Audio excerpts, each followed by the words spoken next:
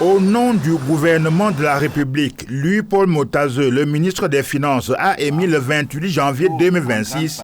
à Londres, en Angleterre, avec grand succès, les eurobonds pour un montant de 750 millions de dollars, soit près de 420,3 milliards de francs CFA pour une durée de remboursement de 5 années et avec un rendement aux investisseurs de 10,12%. Ce taux pourrait paraître relevé, mais lorsqu'on prend en compte l'étroitesse du marché des émissions obligataires à l'international, une moisson aussi importante ne pourrait tenir qu'à la crédibilité de la signature du Cameroun qui, en dépit d'une météo en constante perturbation,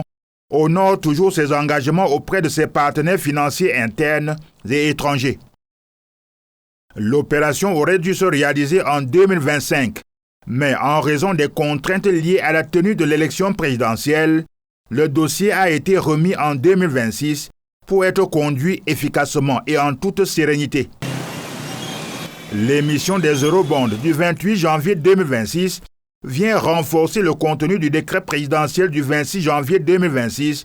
autorisant le ministre des Finances à négocier localement et à l'étranger une enveloppe globale de 1650 milliards de francs CFA prioritairement destinée au financement des projets inscrits au budget 2026 de l'État et au règlement des restes à payer pour les projets exécutés, la dette intérieure et les échéances de la dette de l'État envers l'étranger. Cette mobilisation des ressources financières par l'État n'est guère hasardeuse. Elle est en phase avec les dispositions de la loi de finances 2026 de l'État du Cameroun qui prévoit le recours du gouvernement à ce mécanisme de financement public à hauteur de 3104,2 milliards de francs CFA pour boucler le budget en cours d'exécution au Cameroun.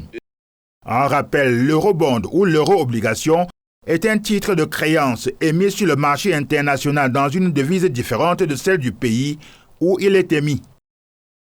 Il permet au gouvernement et aux entreprises d'accéder aux capitaux sur les places financières mondiales,